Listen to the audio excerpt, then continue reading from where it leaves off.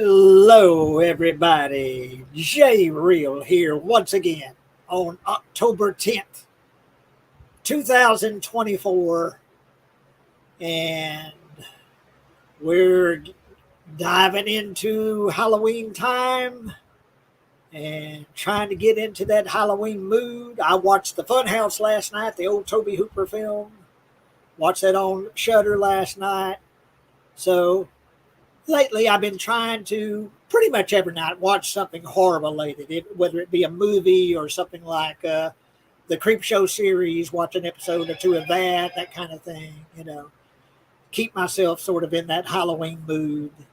And but anyway, we've got some interesting things to discuss tonight, horror related. But first, let me add my guest, and this is new to our show. He is new to our show, and this is Noah. Hello, how are you, Jay? Hey, how you doing, Noah? Good. Can you hear me all right? Yes, sir. I hear you good. See you good. Perfect. And I'm not going to try to massacre your last name, so tell me how to pronounce it. It's Sudret. Sudret. Okay. Because French. in my brain, I kept wanting to say Sodret, but okay. A lot of people say that too. So. Yeah. But yeah, I've seen you a lot on the Dead Pit channel commenting, on things like the Dead Pit fans and things like that. I'm assuming that you're a fan of the show, the Dead Pit show, yeah. I was founded pretty early back in 2006, and that's when I started with Dead Pit. Yeah, and became aware of you then too, and have been a fan. So. Yeah, my movie Dawn came out and they reviewed it, and so I started doing some things with the Dead Pit guys, but still love their stuff. But just sort of in keeping, hopefully, with the Halloween spirit. And I just come across this about a week ago, this list, and I thought, well, this is a little different because Rotten Tomatoes is the public's scores, you and me,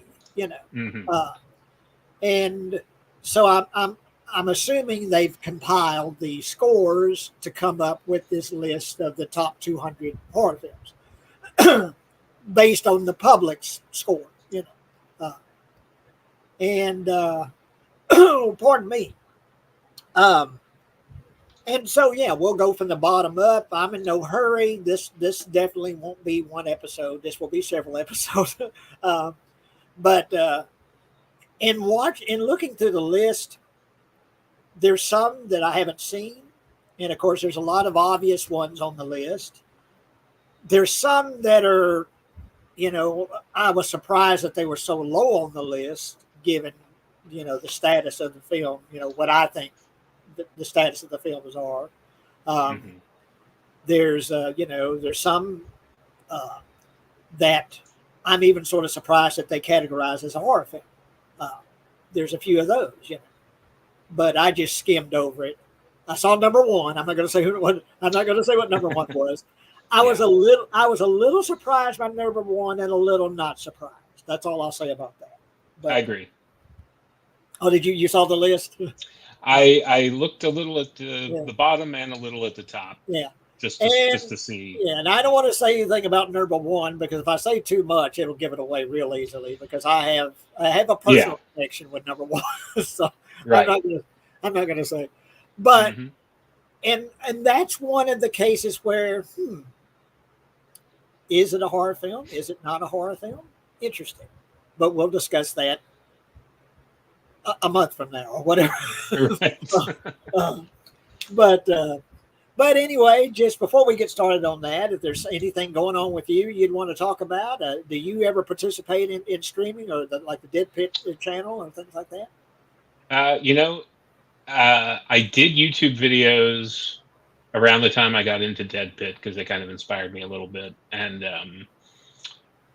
I only did that for about a year or two because the tech wasn't...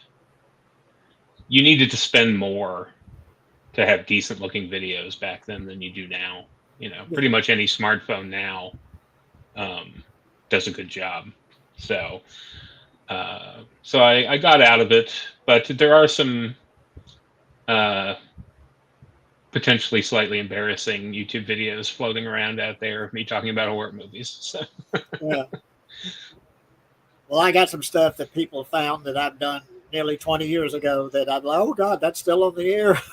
uh, uh, yeah, I've been enjoying the radio shows that they've been posting on the Patreon over there lately. yeah, yeah.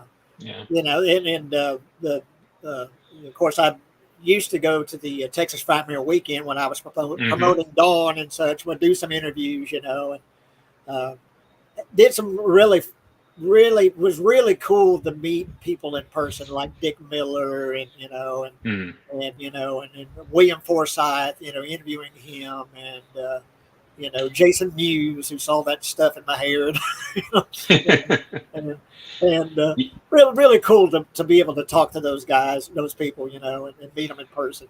It was cool. So, Yeah, I used to do the cons back then as well, and they were a lot of fun back then. Not, um, they're not my speed these days, but well, but- but to me, the fun is going out of them because it's just all about money now, and they right. just they herd you in like cattle, and it's just like, okay, give them your money, get your autograph, get your picture, then get out of there. You Hmm. can't really interact with them anymore. Back in 2006, 2007, and such. Well, I would have a table at these conventions, so I would be able to be there like before the convention opened, after the convention closed, so I could go and mingle and visit with some of the celebrities, or some of the guests, and go and just have just shoot the shit with Roddy Piper, Right. and Right. and Tracy Lords, just go and talk to Tracy Lords, just like I'm talking to you, and Hmm. um, you can't do that anymore. They just herd you in and herd you out. Yeah. Yeah. I remember the first show I went to.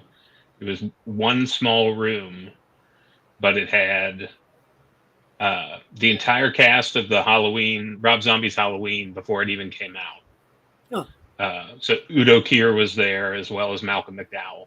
Oh, cool. And Yeah, I met Malcolm McDowell. I haven't met Udo Kier, but I did meet a couple of times. I met Malcolm McDowell.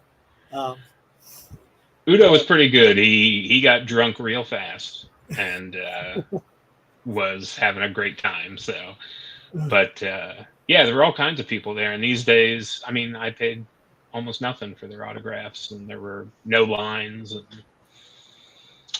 well, it was just nice. back in those days, $20 took care of everything. Took care of the Hmm. autograph. Took care of a picture with him. $20. Yep. Yeah, for at least 2 or 3 years, that was the standard price, $20. Yep. And now it's just insane. Yeah, I mean, I get it. They want to make their money. A lot of those guys aren't working anymore. Yeah. But Well, I'm going to pardon anyone that's watching. I'm going to lean back here, and yes, I'm in my boxers. It's still hot here in Texas, and I got this old trailer house with this window air conditioner. Gotcha. But we're supposed to have a cold front coming in a couple of days. So it's supposed to knock it down in the 70s during the day and the low 50s at night, which is going to be luxury for us. So it just started to get cool here the last couple of days. We're in Cincinnati, Ohio. So yeah.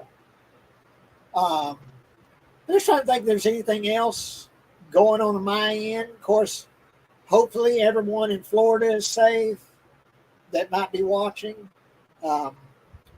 Getting hit just bam and bam, once and then twice, getting hit, it didn't seem like this one was quite as severe for most people in Florida.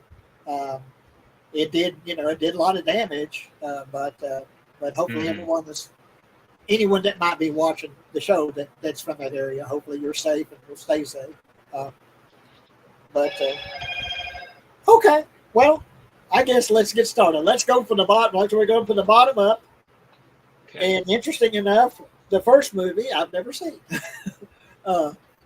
And this is Rotten Tomatoes, like I say, and this is I think this list was compiled in 2022, I think. So it's a couple of years old. And number 200 is Werewolves Within. I don't know if you can see it. Werewolves Within.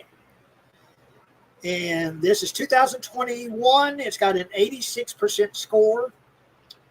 And the critics consensus says Werewolves Within is the rare horror comedy that offers equal helpings of either genre and adds up to a whole lot of fun in the bargain. And it's directed by Josh Rubin. Werewolves Within. I've never seen it. So I have never seen it either. It is on my watch list. it's going to be now. Yeah, it's going to be on my watch list now. Yeah. But in fairly recent, this is 2021. So, yeah. But I have seen number 199. Pretty much anything with Vincent Price, I love. House of Usher. And 1960, it's got an 84% score. Scary, strange, and maybe a little silly. House of Usher represents an early high mark for Vincent Price and a career triumph for director Roger Corman. I met Roger Corman briefly. He was at one of the conventions. I just maybe said hello to him. I didn't get his autograph. I wish I had, but I did get his autograph. I'll get a picture with him. But yeah. At least I can say I met him. Said hello to him, to Roger Corman. He just recently passed away. Was it last year? Wasn't it? Yeah, I think last year. Yeah. But any thoughts on House of Usher? Like you, I love Vincent Price movies. I love Vincent Price since I was a kid. Same with Edgar Allan Poe. So, but I remember I first saw this when the MGM DVD came out, when they had that kind of midnight movie line, and I thought it was great. It's a lot more cerebral than I thought it was going to be. You think Roger Corman, Vincent Price, it's going to be goofy gags. I thought more of like House on Haunted Hill. But there's a lot going on in it. I'm a big fan of it, and if you have the DVD or the Blu-ray, the Roger Corman commentary on this, I remember distinctly because he talks about a lot of the psychological themes and Freudian stuff that he intentionally tried to put into the movie that I thought was really interesting. Oh. Well, yeah, and this is one, and it's been a long time since I've seen it, so, my memory's not great about it, but what I remember about all this film and a lot of the Vincent Price films is we had, of course, I'm old, I just turned 59, so, but we had a channel 11 out of Dallas, Fort Worth, Dallas or Fort Worth, but it was Channel 11, and they would play the old black and white horror films, on Saturday nights. And so I saw a lot, Little Shop of Horrors and House of Usher and, all the, pretty much all the Vincent Price films, but yeah. But yeah, this one, like I say, it's classic horror. And like I say, Vincent Price was one of the best. And hang on, got a comment here. And it's Adam. Adam says, Jay, you're not old until you hit 70. So. Hey, that's good news. Yeah, good. Yeah. But yeah, thank you, Adam. I don't feel it's like I say. Well, like I said when I said it on my birthday. Hang on, just a minute. don't know what the deal is. I'm hitting high, but it's not high. So, hang on. Just a minute.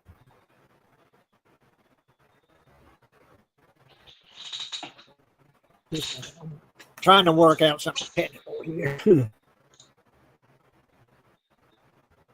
Huh. Yeah. Sorry about that. Just a minute. Huh. Sorry, we're having some technical issues here, so yeah, don't know what the deal is. Hang on just a moment. So sorry.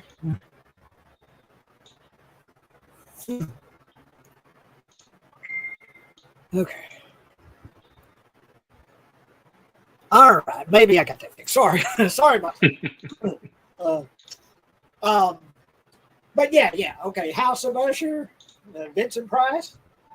And the next one is another one I haven't seen in a while, but I really enjoyed it when I did see it. And this is not in 2002's Dog Soldiers. And the critic consensus frightening, funny, and packed with action. Dog Soldiers is a well worth checking out for genre fans, and marks writer-director Neil Marshall as a talent to keep an eye on. Yeah. Your thoughts on Dog Soldiers? I love this movie the first time I saw it, and I've seen it quite a few times. I really dig it. I like the low budget. I like the look of the werewolves, the kind of base under siege plot, which I always kind of enjoy those types of films, which are kind of more of a sci-fi plot concept usually, defending a base from an alien or something. But and I like it a lot. I think it's a decent place on the list because I know some people aren't fans. I think a lot of people are split on the movie, but I've always loved it.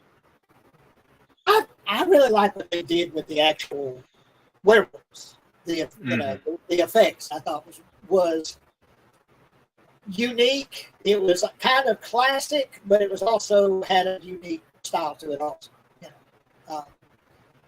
I think the fact that they went full practical and they didn't try to do any low budget computer stuff was exactly. But no, it definitely is glad it's on the list, and I definitely would agree with putting that on the list. But anyway, that's 2002. It's got an 82% score on Rotten Tomatoes. Dog Soldiers. Now, okay, 197, and I still have not seen this one. And this is Scream 6, 2023. Let me go ahead and read before we talk about it. Sure. The critics' consensus: certain aspects of horror's most murderously meta franchise may be going stale, but a change of setting and some inventive set pieces help keep Scream 6 reasonably sharp. Well, it's cool. Well, Courtney Cox is back, so I like hers. Yeah. I'll see it someday, but me personally, I kind of quit the Scream franchise after 3. I have seen them. I saw 4. I don't know if I saw 5. I know I saw 4. I thought 4 was okay, but to me, it was just sort of treading water, after 3.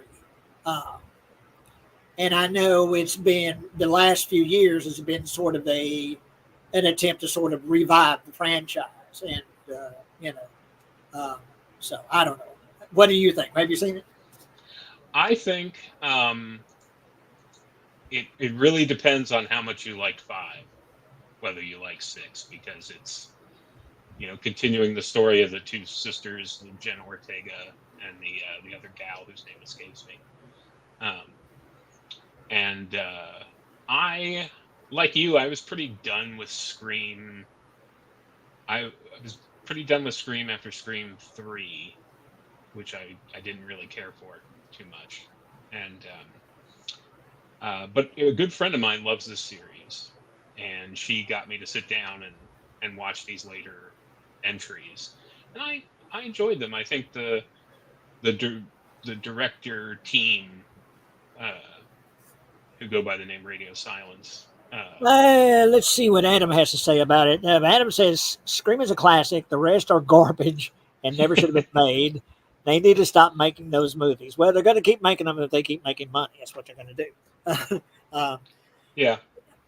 Well, Yeah. Now, having seen the recent one, does it still kind of keep that sort of meta feeling, that sort of, wink and a nod about, people and fans of horror films, and what was so great about the first one was sort of a wink and a nod to the audience that, okay, we know all the rules of a horror film, and and yet they're breaking those rules and they're paying the price. But how does it treat that sort of feeling now in these later films?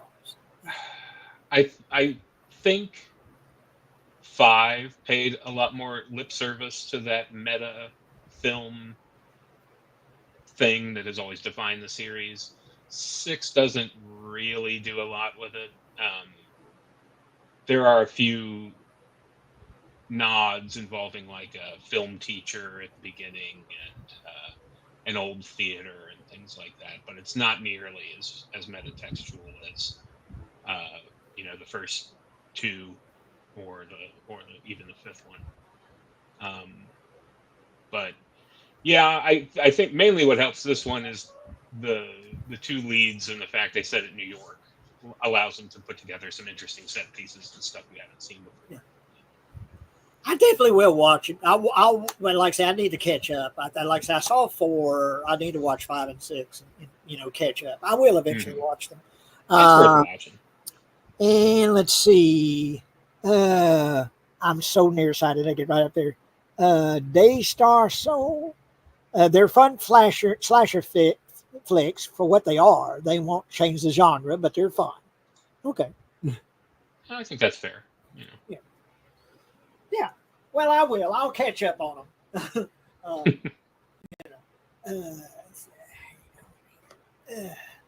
Okay. 196, I think, should be like 20 on my list. It should definitely be higher. Yeah. I love this movie. And Bill Paxton in this movie is a motherfucker. Oh, yeah. In one of his best performances to me, Bill Paxton. And that is Near Dark. Catherine Bigelow, who later won an Oscar for Best Picture. What was it? Was it Hurt Locker? Was that it? Was that the title? Yeah, I think so. Yeah. But anyway, this is 1987. It's got an 83% score. And the critics' consensus, Near Dark is at once a creepy vampire film, a thrilling Western, and a poignant family tale with humor and scares in abundance. Oh man, I could do a whole show just talking about Near Dark. Yeah, I love Near Dark. And like I say, Bill Paxton is having the time of his life as this he's bad son of a bitch vampire. It's just kind of this group of vampires, and the way that it's treated by Catherine Bigelow and the story, the way they treat the vampires in this film, I think it's a little unique. It's sort of classic where they burn up in the sunlight and all of that, but it's also unique. They don't have fangs. They're brutal. They're Yeah, they don't kid around, these vampires. And Mhm. there's a scene in a bar that's just one of the best scenes in any horror film in Yeah. Near Dark. It takes place in a bar. But anyway, go talk. Tell us about what you think about Near Dark. No, I agree. I think oddly, it's an underseen film. Even though horror fans know it, uh, just because at least in the last 10 years or so, it's been hard to watch. There's no discs or anything like that. Uh, but no, Kevin Bigelow shoots the hell out of this movie. I mean, the Yeah, visuals are amazing. Like you said, the performances, particularly from Bill Paxton, are are yeah. nuts, nuts. Um, the plot, I mean, the plot has a lot of unique flavor to it, But Well, and I'm sorry to interrupt you, but it did say there yeah, it's got a Western feel. Uh, yeah, yeah. you know, it does have a feel almost of a classic Western in a lot of ways. Hmm. It's almost something that it's almost like an old Clint Eastwood spaghetti Western in a way. In some ways. Yeah, he gets caught up in the wrong posse, basically. But I always thought it was odd though how it's this vampire romance. It's got that romance angle to it. The Yeah, main character's relationship, very similar to Lost Boys in that respect, that came out the exact same year. yeah. So I don't know what it was about 1987, but Well, and just the idea that once you're bitten, that you've got to prove yourself. You've got to make a right. kill. You got to make a kill. And of course that's in the Hmm. Lost Boys, and it's in this one. That you know if you're going to be part of the gang, you're going to be part of the group, part of the family. You got to make a kill. Yeah, they're very different films, but they have a lot of similarities. Yeah, yeah. Uh, but yeah, and okay, you already said that. Sorry, I thought there was a new one, but anyway.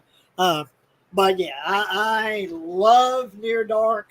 I reckon you haven't seen it, you need to see it. It is streaming, and I don't know where because I watched it recently. I don't know if it was Hmm. on the Amazon channel or Shutter or where I watched it, but I watched it fairly recently. Um, so I know it's streaming. I Well, have it that's on good. Blu-ray, um, but it's streaming somewhere. Uh, uh, but if you haven't seen Near Dark, then catch up. You need to Yes, see this. Uh, it's a must watch, definitely. and yeah, that's 196. 195. Here's another one that I know I have seen, but it's been forever and a day since I've seen it, so I couldn't tell you a whole lot about it. But this is I Walked with a Zombie, 1943. The critics' consensus executive evocative direction by Jacques Tourneur. I'm not going to pronounce that name. Collides with the low rent production values of exploitateur Val Luton and I Walked with a Zombie. A sultry sleeper that's simultaneously smarmy, eloquent, and fascinating. Uh, and yeah, uh, I don't know. Like I said, there's one I can't really comment on because I barely remember it. I know I've seen it, but I've only seen a few Val Lewton uh, Chernow films, and this is not one of them. Um, I think I was always a little hesitant because it's that kind of Haitian bug-eyed zombie thing, which is pretty dated, but it's supposed to be a classic. So, and I know Criterion just came out with a Blu-ray or a 4K this month. So I when need this to. is back when zombies were just kind of sort of like I said, sort of bug-eyed, lost souls. Uh, Yeah, yeah, their soul has been taken away or whatever. It's not, of course, it's not the Romero zombie. It's you know, right, right. um, and but yeah, yeah. Don't have a whole lot of thoughts about that, but yeah, I No, Walked with a Zombie, 1943. It's got an 85% score on Rotten Tomatoes. 1943. Uh, Here's another one. I have seen it, but it's been a long time. Warm Bodies. And Warm Bodies offers a sweet, well-acted spin on the genre that's all too often lives down to its brain-dead protagonists. Um, but it was just like, and it's Jonathan Levine is a director. And hang on. This is not, in 2013, and it's got an 81% score. I have seen this, and I remember quite enjoying it. um, kind of a love story with a zombie girl, and it's like what is a world where it's like the world is kind of divided between normal people and zombies, as I remember, and it's kind of a love story, isn't it? It's his man and his zombie girlfriend, I believe. Correct me if I'm wrong. I have not seen this one. Well, okay. I don't know. It looked okay, but I remember this kind of came out when they were adapting all those YA novels into film. Well, I think it's kind of the opposite. He's a zombie and she's normal. So, yeah. Okay. I think it's the opposite. Because I'm looking at the cover, and obviously he's a zombie. And, but anyway, yeah, they're looking at the cover. And the tagline, he's still dead, but he's getting warmer. So, okay. But yeah, we really don't have any thoughts about that because neither one of us has seen it. Here's another one that should be like number 10. 193. This is another one I could do a solo show about. Fright Night. Oh my gosh. How it's so low on this list. What the fuck are you people doing? Come on now. This is a 1985, 83% score. Fright Night definitely combines thrills and humor in this ghostly tale about a man living next to a vampire. Of course, Chris Sarandon, Ronnie McDowell. I love Ronnie McDowell in this movie.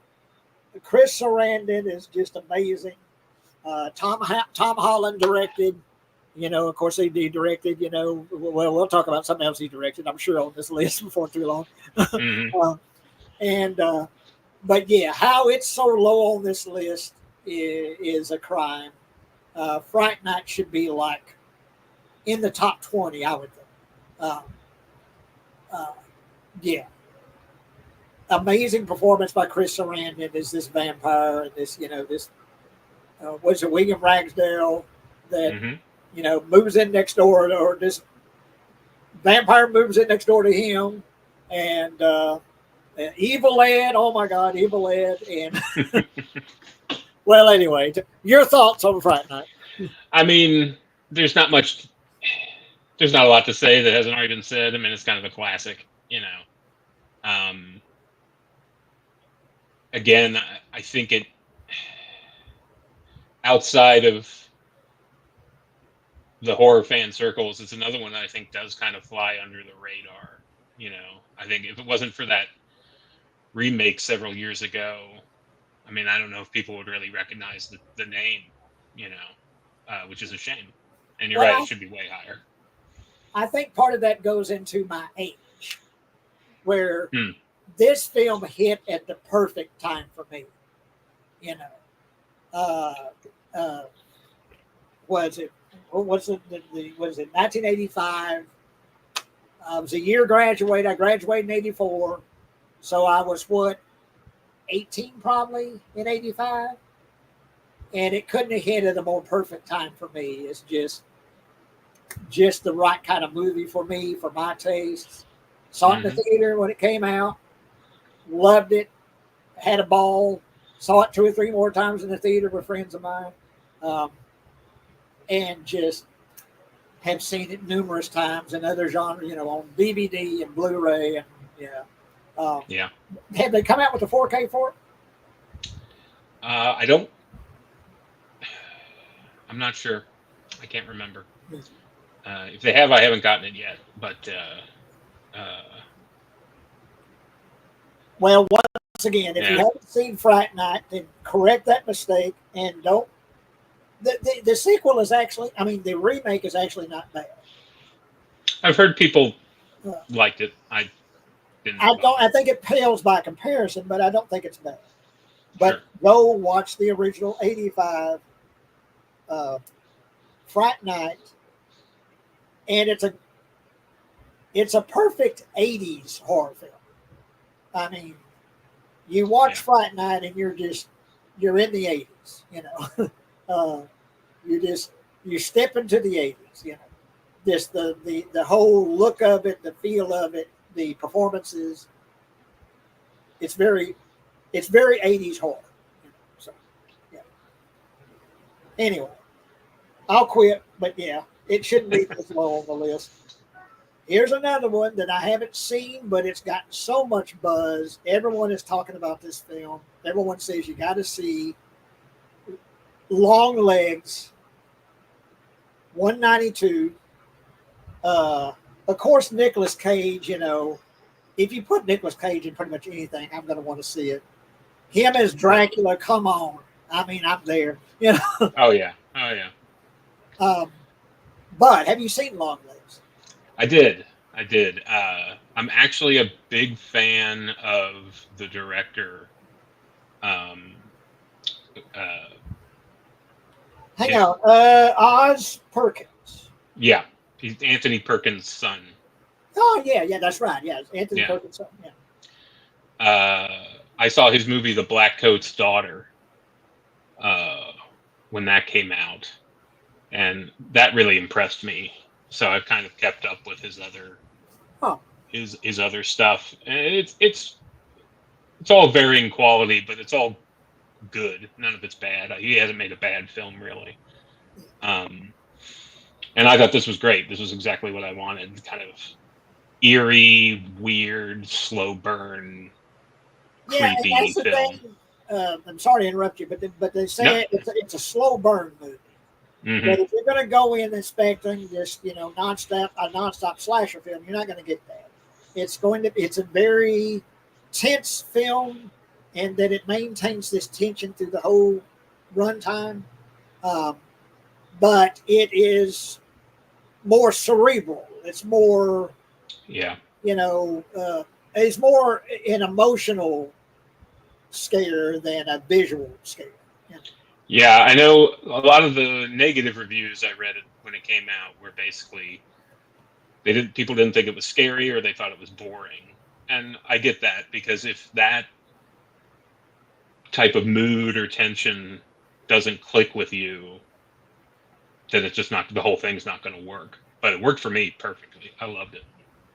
Definitely want to see it. It is streaming, but they want like $10 for it, and I don't want to pay that right now. But Yeah. I'll eventually pay. When they get down to $5, I'll pay for it. There you go.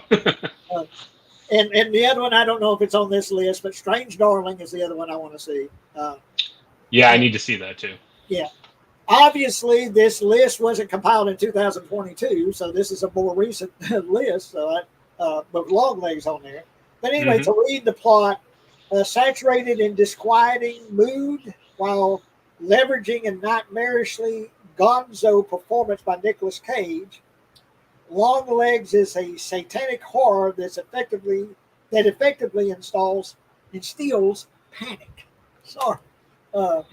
And basically, Nicolas Cage he's a serial killer, isn't he? And He's like a it's hard to describe. He's not a traditional serial killer.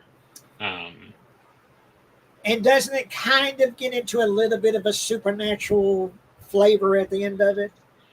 Yeah, he's almost like this weird, like rock and roll wizard psychopath kind of thing. And they're smart. They use him very sparingly. He's only in like 3 or 4 scenes. Yeah, no, he's not in a whole lot of the film either. But I've seen clips of him, and it's like, oh goodness, just looking at him is it's great. Yeah, creepy. The makeup they got on him, I guess his character's supposed to have had a lot of plastic surgery, I believe. And yeah, you can tell it's Nicolas Cage, but at the same time, you kind of can't. It. You see him, but you don't. You also don't see him. Yeah, yeah. And but yeah, Long Legs, 2024, 85% score. Here we go. Here's another one that should be in the top 20. And tell me if you don't agree. Lost Boys, come on now. Yeah. Joel Schumacher as the director. Of course, he's got Jason Patric, Corey Haim, Diane Wiest. No, hang on. I'm looking at it. Lost Boys. Well, anyway. Flawed but eminently watchable, Joel Schumacher's teen vampire thriller blends horror, humor, and plenty of visual style with stand-up performances from a cast of young 1980s stars. And, of course, Corey Haim and what is it? Damn. Tell me. Corey Feldman? Huh? Corey Feldman? Corey Feldman. But no, what is it? Give me another one. You're dead meat. Kiefer Sutherland. Kiefer Sutherland. Oh my God. Yeah. Kiefer Sutherland. And of course, his father Donald passed away. A few months ago. Donald Sutherland. Mm-hmm. Well, I'm sure Donald's going to be on this list somewhere. But Lost Boys is just a whole lot of fun. Fun vampire movie. Another movie that's extremely 80s. When you watch Lost Boys, you're in the 80s. Let's see. He says, love Nick Cage. He's the best. Oh, God, I mean, like I say, I've been a big fan of his for 30 years or whatever. Nick Cage. I don't watch everything he does because he does so much. But when he's good, he's very good. And when he's weird, he's very weird. He never dials it in. Exactly. And Nick Cage never dials it in. But anyway, The Lost Boys, come on now. Yeah, this should be up much, much higher on the list. I'm not going to say a whole lot about it. It's just a fun as hell vampire movie. It's fun. It's not really scary. It's more fun. It's more of a sort of a drive-in movie kind of feel. You're going to have fun with Lost Boys. You're not going to be scared by the Lost Boys, but you're going to have fun with it. No, it's almost like a kid's horror movie in a lot of ways. Yeah, not in a bad way, Yeah, and once again came out at the perfect time, 1987. So I was maybe 19. Mm-hmm. Perfect time for me. Another one I saw in the theater when it came out. But yeah, should be much higher on the list. Lost Boys. Oh my God. Come on now. Yeah, I don't know about this. Come on now. Okay, first of all, before I say the title, do you consider this to be a horror movie? No. I don't. Maybe the little bit of gore in it. But anyway, get to the chopper. Predator, 1987. What can you say about Predator? One of the greatest 80s films. One of the greatest Arnold Schwarzenegger films. And, of course, Carl Weathers, Jesse Ventura, John McTiernan directed. Just almost a perfect film to me, Predator. Yeah, I agree. Perfect amount of action. It actually does get pretty creepy and sort of there's jump scares in it. The creature design of the Predator is amazing. And everything about it. Yeah. I mean, it does have some good atmosphere, but Yeah, I would not have thought of it for a list like this, but yeah. Amazing action set pieces. Oh yeah. Uh, and the Predator, like I say, the Predator itself is amazing. Arnold Schwarzenegger is amazing. Carl Weathers is amazing. uh, Everybody's great. Everybody has at Everybody's least one great. Yeah. moment. Yeah. Get to the chopper. Hmm. Uh, yeah. Come on, Predator. But if you're going to put this on the list, it it should not be fucking 190. I mean, No, if you're going to call it a horror film, yeah. yeah, it needs to be. If you're going to call it a horror film and you're going to put it on this list, you need to jump it way, way up. So, Absolutely. yeah. But yeah, Predator. Okay. All right. 189. I liked his first movie better, but I did enjoy this. The director is Ari Aster, and the film is Midsummer. Uh, and yeah,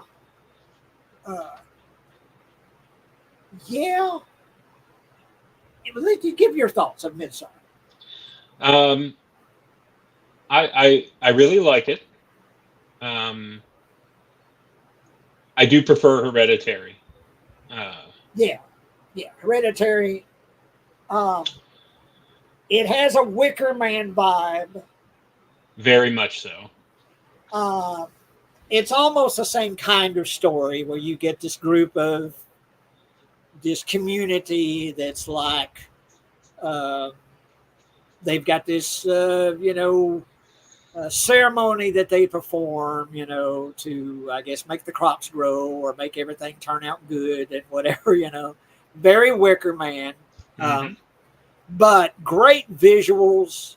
And who is the actress's name? Hang on. Let me get Florence Pugh. Florence Pugh should have got an Oscar nomination. She's fantastic. Yeah, absolutely fantastic. Amazing performance by Florence Pugh in this movie. Agreed. Her showing grief and just loss, and the way she conveys that is real, feels real, and feels honest. Amazing performance by her. And like say Ari Aster, which is always look, well, what's he going to do next? Mm-hmm. But yeah, Midsummer. Yeah. I do, I did prefer her, the first one was a Hereditary. But yeah, it is good. It is really well worth watching. Yeah, what I like that it does that a lot of people don't talk about, I think, is that it is so Wicker Man, but Wicker Man is about this overbearing guy in a position of power coming into this community and them playing him like a fiddle, basically. Yeah. Whereas this is like the inverse of that. It's a woman who's has no power. She's very traumatized from events and things like that. And they're not trying to take advantage of her. They're trying to bring her into the fold. Instead. Well, they feel like they're saving her. Yeah. And I think they do to a certain degree. This movie does have an amazing final shot. Oh yeah. With that smile, mm-hmm. with that she gives, it's just like ooh, the chill up my spine. That smile at the end that she gives. But yeah, no, definitely it should be on the list. Midsummer. I would maybe put it a little higher on the list. I agree. But yeah, Midsummer.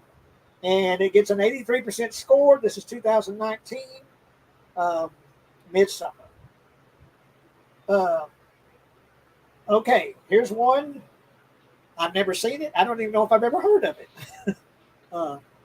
Goodnight Mummy. Dark, violent, and drenched in dread, Goodnight Mommy is perfect for extreme horror enthusiasts or filmgoers who prefer to watch between splayed fingers. So it got a little Is it like a Terrifier kind of feel? Uh, I've only seen the trailer, um, and it's like their mother has some kind of surgery, and when she comes home afterwards, she's changed somehow, and I guess becomes a threat to her kids.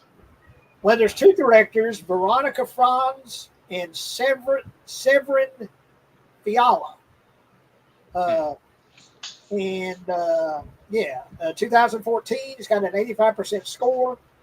Twin boys who do everything together, from collecting beetles to feeding stray cats, welcome their mother home after her reconstructed surgery. I'm assuming because it says more, and I don't want to click on that. But yeah, uh, don't have a whole lot of comment about it because I've never seen it. I don't even know if Yep. I've ever heard of it, but it's definitely going to be on my list. Good night, Mom. Yep. Okay. Uh, Now this is a remake, and 187 Candyman. I did see it. I did quite enjoy it. I don't think it's as good as the original, um, but I did enjoy it. Um, Candyman takes an incisive, visually thrilling approach to deepening the franchise's mythology and terrifying audiences along the way. And it's a Nia DaCosta director, uh, the Candyman. So yeah, Candyman, a remake. So yeah. Yeah, but how many times do you say it in the mirror? Was it how many times? Uh, Is it uh, 5 times? I think. 5 times. I'm like, I won't do it. I've never, Yeah. I've never done it. uh, uh, but but yeah, Candyman. I don't know a whole lot to say about it. I did enjoy it, um, and it's 2021. It's got an 84% score, um, and it says on there, say it. So yeah, Candyman. And if you say Candyman in the mirror, whatever times, 5 times or whatever, Candyman appears and it's not good. uh, Yeah. but yeah, No, okay. That's, yeah, no, sorry to interrupt. I really liked this uh, when it came out, and I still like it. I've seen it a couple times actually. Um, I know I heard a lot of negative things when it came out, but I I don't get it. I mean, it is like a remake, but it's a very different story to the original, which yeah. I appreciated. It's not just going through the motions. Um, and I like the stuff in the mythology where they set up that there's been all these different Candymen over the years, including uh, Tony Todd's original. Yeah. Well, it is streaming, and the original is on Shutter right now, so you can go and watch the original Candyman. So you can compare and contrast. Watch both of them. Yeah. Um, but yeah, no, I don't have a whole lot to say about it, but I did enjoy it. Now here's another one that I have not seen. 186, The Girl with All the Gifts, 2016. The Girl with All the Gifts grapples with thought provoking questions without skipping on the scares and finds a few fresh wrinkles in a well worn zombie horror genre along the way. I don't know. Have you seen it? I haven't. I'm so I've been so burned out on zombies for like the last 8 or 10 years. I don't want to watch any zombie movies unless they're like Romero, something Yeah. classic, that way. Classic. But Yeah, yeah. I mean, I've Uh, heard nothing but good things about this and the book. I believe it's based on a best-selling book. So the director is Colm McCarthy. Uh, and it's something like in the future, a strange fungus has changed nearly everyone into a thoughtless, flesh eating monster. And okay. uh, but yeah, like I say, I don't have a lot. I've never seen it, but it's on the list. Girl with All the Gifts, 86% score, 2016. Uh, Here's another one that I liked it, but I honestly feel like his films are kind of going, you know, that one was great. That one was pretty good. That one was okay. uh, it's sort of been a step down with his Mm-hmm. films for me. And this is Nope uh, by Jordan Peele. Nope. Uh, in 2022, 83% score. Admirable for its originality and ambition, even within its reach exceeds its grasp. Nope adds Spielbergian spectacle to Jordan Peele's growing arsenal. I haven't heard it compared to Spielberg, but actually, after reading this, I can kind of see that. A Spielberg feel to it, which I didn't really even, that didn't pop in my brain when I was watching it. It's But it's basically Jaws. yeah. Uh, but to me, he he has in all his films, you know, in Get Out, in Us, in Nope, he has a message that he's got not so subtly hidden in his films Sure. about, you know, race relations or the way, you know, the white and black relations, that kind of thing. Mm-hmm. Uh, to me, in Nope, it's almost a little too in your face. It's almost too out there for me. Um, I wish it was a little more subtle. Uh, it's almost sort of grabbing you by the collar and shaking you. To me, Nope is Hmm. with the message, so to speak. Um, now it's got some great visuals.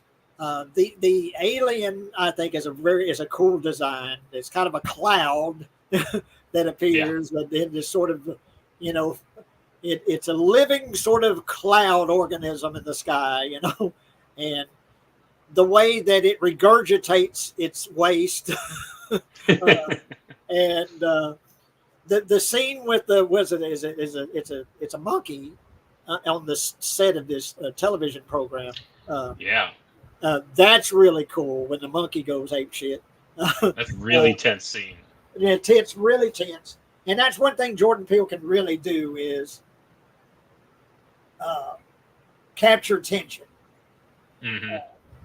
You know, visually and just in the mood he can set. I think there's lots of scenes in Nope that do that effectively. Sets real tense moments. Um, some of it is funny. I think it's got a good sense of humor.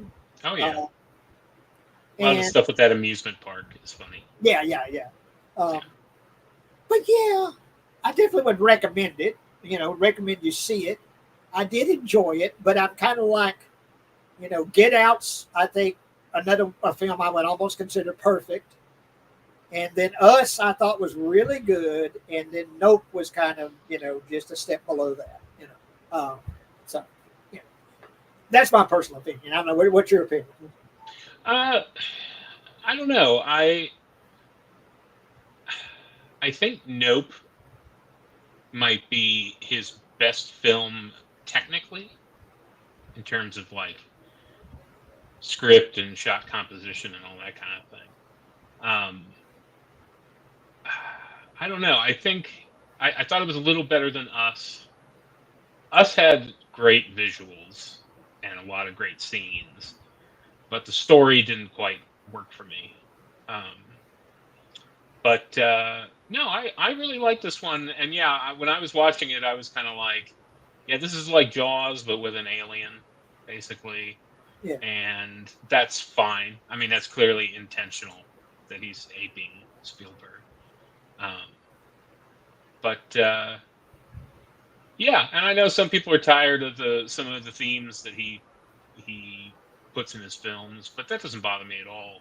I mean, I think it's only natural, being who he is, being a Yeah. biracial guy in Hollywood. He's going to have a lot to say about it. Well, no, I So do think it's really good, and I definitely think it's watching. If you haven't seen Nope, look it up. I think it is streaming somewhere. You should see Nope. yeah, definitely. Okay, 184 once again should be much higher, much higher. Uh-huh.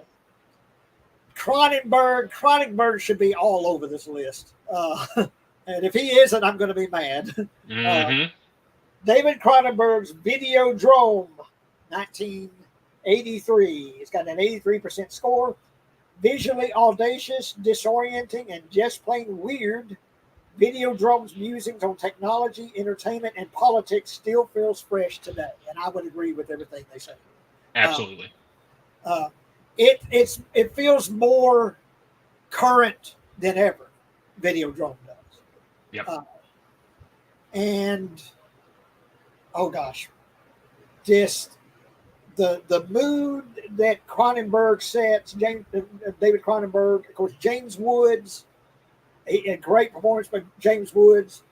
Debbie Harry, Blondie, Mm-hmm. looking gorgeous, and yeah. I don't know. Like I say, this is one I could do a show just about Videodrome. Absolutely. Amazing visuals, Rick Baker effects. Uh, it's and as most of Cronenberg's films, it's weird and unsettling, but also makes you think. Gives you something to think about. But anyway, what do you have to say about Videodrome? Cronenberg is in my top 5 directors, and this is my favorite David Cronenberg movie. I mean, I love all his movies, but yeah, I think some people say it's dated because it's videotapes and cable TV, but it's absolutely not. All the concepts are, like you said, more applicable now than they ever were. Yeah. And I mean, it's just, I don't know. It leaves me speechless sometimes. I could watch this movie over and over. Well, for me the rest of me my life. too, and great. Well, anyway, talk about set pieces. There's several moments in this film that are just iconic set pieces. James Woods putting his head through that television, Yeah. where you got Debbie Harry's lips, on the TV, and him putting his head through that TV, and oh gosh, well, yeah, we could keep talking about Videodrome. Just great movie. I don't know, it's way up at the top. I don't know if it's my favorite Cronenberg film, but might be the second or third, But yeah, and should be way much higher on the list. Yeah, it's a masterpiece, I think. Yeah, it is a masterpiece. Yeah. But anyway, that's 1983. Got an 83% score. Okay. This is one I saw, and talk about visuals.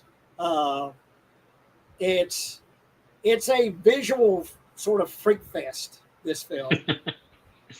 2019's Color Out of Space. And once again, here we go. We got Nick Cage again.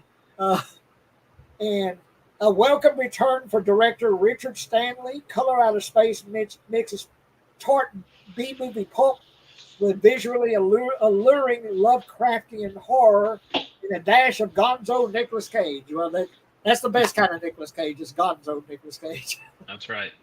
And the director is Richard Stanley. It's Nicolas Cage, Joel Richardson, Tommy Chong, Madeline Arthur. 2019, 86% score. This one, I don't even hardly know how to describe this film, other than the way they've described it. It's something you just need to watch and just take in and just take the ride, Oh yeah. What do you have to say about Color Out of Space? Is it a horror film? Absolutely, I think so. I mean, being based on an H.P. Lovecraft story, most of Lovecraft's horror stories were also science fiction stories, because all the gods and critters and all that stuff are from outer space. So, but I think that's mostly incidental. I think Richard Stanley always does something interesting in his movies, even if they're flawed. There's always something going on visually or with the story that's interesting. And I do think this is one of the better Lovecraft adaptations out there as well. So. And the visuals in this film, like I said. Oh, they're great. Yeah, take it in, watch it on, I don't know if it's come out on 4K. I can imagine what this would look like in 4K. It would probably look amazing. Watch it on the best TV that you have. And yeah, definitely, if you haven't seen it, you definitely need to see it. Color Out of Space, 2019. And okay, 182, once again, should be much higher on the list. This film, in its way, changed the genre. Mm-hmm. It took another step. And it's been a long time since those kind of steps have been taken. We've had something that truly sort of changes the way horror films are made, the way they're visualized. Anyway, Scream. What can you say? 1996 Scream, Wes Craven, Neve Campbell, David Arquette, Courtney Cox, Matthew Lillard. Horror icon Wes Craven's subversive deconstruction of the genre is sly, witty, and surprisingly effective as a slasher film itself, even if it's a little too cheeky for some. No, I love it. I love Scream. And once again, a film that came out at just the right time for me, at the age I was at, and to see something new and different done with the genre. You're not going to completely reinvent the genre, of course, but it put it in another perspective, this sort of meta. Okay, we know what the rules are of horror films. We know what the rules are of slasher films. And putting characters that are knowing about slasher films in a slasher film. Mm-hmm. That sort of, cheeky meta, wink and a nod that, we know what the rules are. We know the rules not to break, and yet they break them. And of course, Ghostface. And well, anyway, go ahead. Tell us your thoughts. Yeah. I mean, I think it's fascinating because it's a satire essentially, but not at the expense of what it's satirizing. It is also very effective at being what it's talking about, which is why, like you said, it changed everything. I mean, every horror film for at least 5 years after this was a knockoff of some kind. Some of them good. I know what you did. I know what you did last summer, and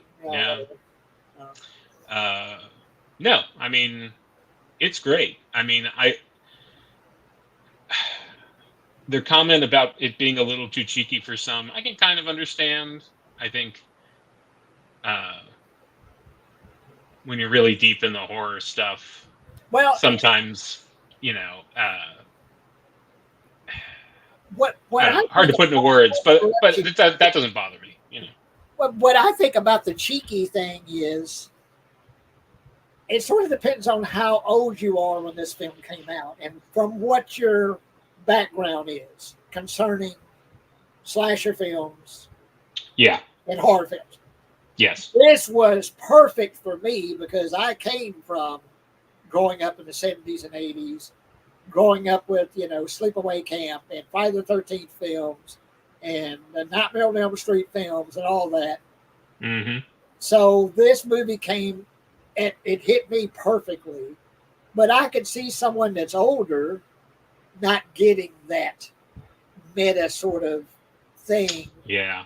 And seeing it being more cheeky and more kind of silly, whatever. But if you're from this time period, then it hits all the right marks to me. Oh yeah, and it was the movie of that moment in time. I mean, it kind of defines that the mid '90s. You know. Yeah, yeah. But yeah. What can you say? And like I say, way too low on the list at 182 Scream. Yeah, absolutely weird. Here's another one I don't think I've seen. Better Watch Out, 2016. Chris Pickover is the director. Carried by its charismatic young cast, Better Watch Out is a adorably sinister holiday horror film. So I guess it takes place during Christmas time. And I love Christmas horror films. We got Same. Terrifier. We got Terrifier 3. Is that out yet, or is it about to come out? Soon. Yeah. And Better Watch Out. I don't think I've seen it. Have you seen it? No, and I love Christmas horror too, and I have this one's passed me by. I don't even really know anything about it. Yeah. 2016, 89% score. Not going to say much about it because I haven't seen it, but that's one I definitely want to see, and definitely that's on the list. Better Watch Out. So, okay. Here's another one. I love the first film. I think the first film was great. The second one, I thought, it's good. Conjuring 2, 2016. The Conjuring 2 can't help but lose a bit of its predecessor's chilly steam through familiarity, but what remains is still a superior ghost story told with spine-tingling skill. And 2016, James Wan, of course, director. We'll see him later, I'm sure, James Wan. Yeah. But no, I like it. I like the first one a lot better, the first Conjuring better, but I like it. What's your thoughts? Yeah, I mean, it's fine. It's not, it didn't blow me away. I think has way, way more CGI than the first film, and I don't think that helps necessarily. But it's okay. I don't think it belongs on this list. I think he's made several better horror films. Yeah. That's my feeling too. And if you're going to put it on the list, I think 180's a pretty good score. Yeah, this end of the list is better. Yeah. And here's another one. I have seen this, but it has been a long time. 2019. Crawl. An action-packed creature feature that's fast, terrifying, and benefits greatly from a completely game. Kaya, I'm not going to try to pronounce her name. Sedario. Crawl is a fun throwback with just enough self-awareness to work. And what is it? It's an alligator? Is it an alligator crocodile? Yeah, it's like a nature attacks kind of thing. Yeah. And it's Alexander Aja, which we'll probably see him on this list more. And Barry Pepper's in it. But anyway, 2019, 84% score. Like I say, I haven't seen it, but I don't have a real sharp recollection to really talk a whole lot about it. So what do you think? Carl? I haven't seen it yet. I've heard good things, but I don't know. I think the combination of it being kind of like an animal attack thing and being an Alexander Aja film kind of put me off a little, because while I think his early stuff is very good, a lot of his stuff after his first couple hits really didn't work for me, so I was not anxious to go out and see it, but I should. It's on my list. People liked it, and I think they're making another one, so okay. Well, yeah, I'll definitely put it on my list. 84% score, Crawl, 2019.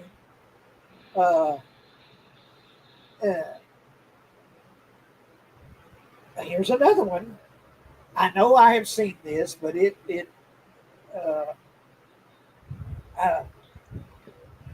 think I saw it on Hulu. It's got Hulu on here. I think I saw it on Hulu. Fresh. Mm-hmm.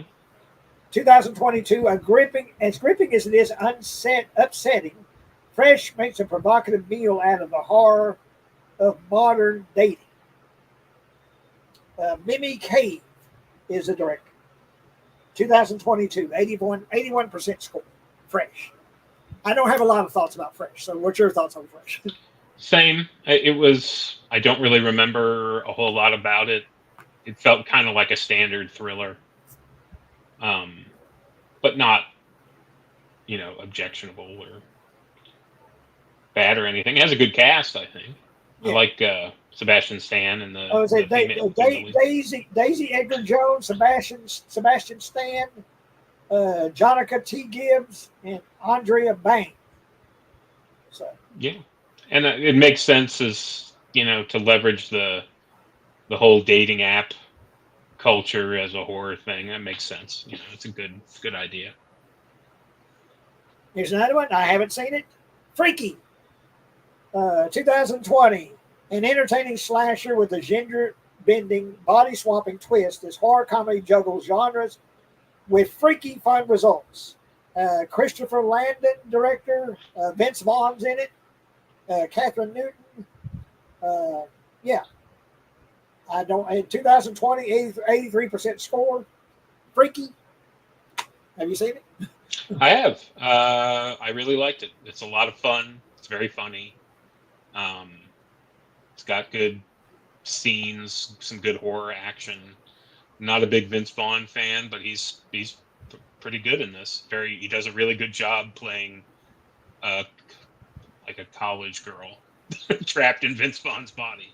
So yeah, I definitely recommend checking it out if you haven't seen it yet. It's a lot of fun. Yeah. Well, definitely, I'm making a list here.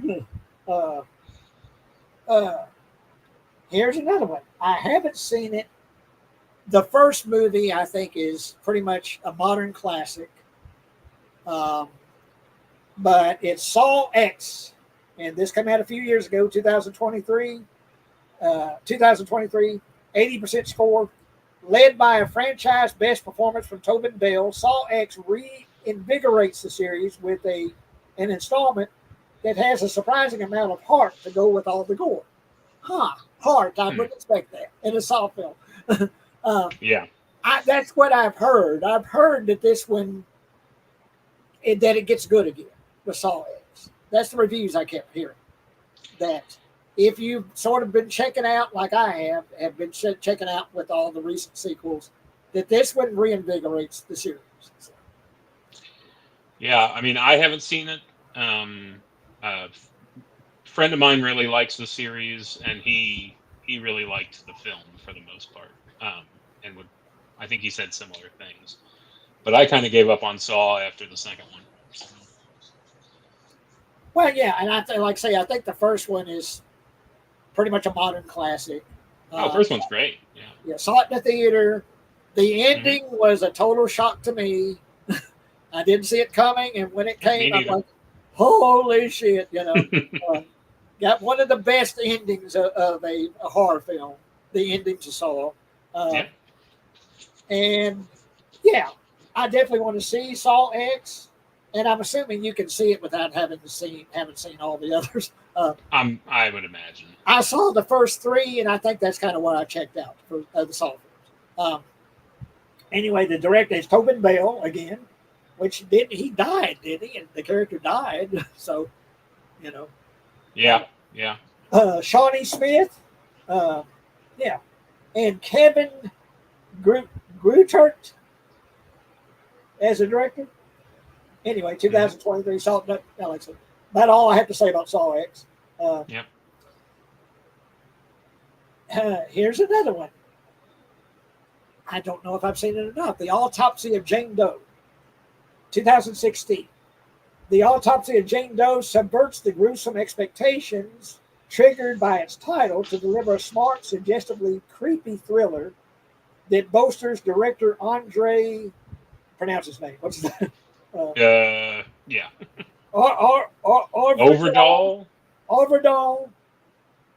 Overdahl's growing reputation. Autopsy of Jane Doe. I don't know if I've seen that film, and I should know it by just the title. But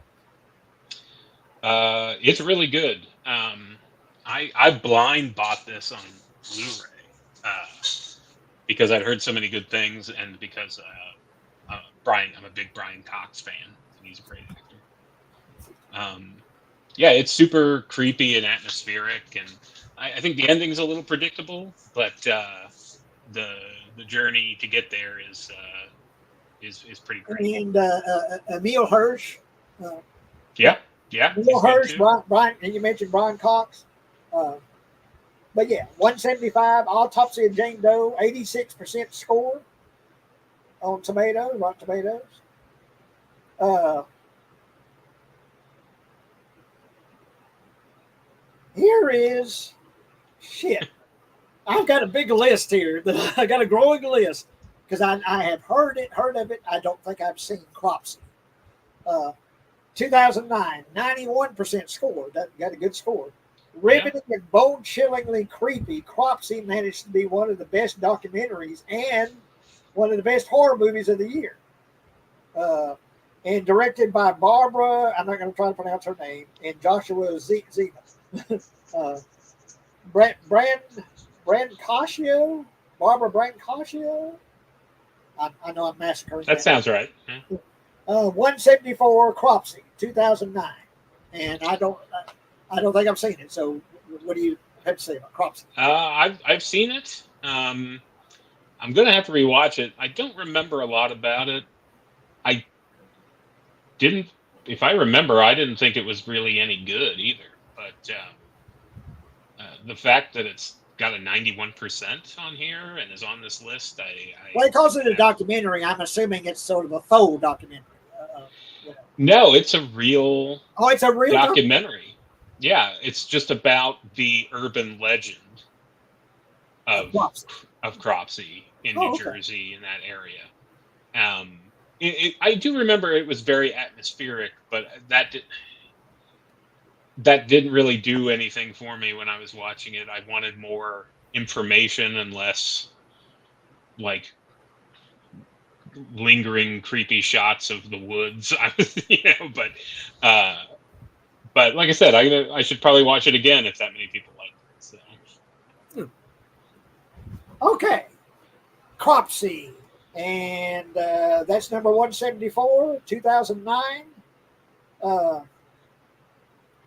oh, this one. It's been a long since I've seen this, but I think this actually should be high on the list. The bird with the crystal plumage, um, and of course Dario Argento, uh, combining a deadly thriller plot with stylized violence. The bird with the crystal plumage marks an impressive hard debut for Dario Argento. Uh, yeah, it's been a long time since I've seen this, and that's I need to see if it's like on Tubi or something and rewatch it because it's been a long time. But anyway, your thoughts on the bird with crystal plumage? yeah, I mean it's a Should be classic. higher.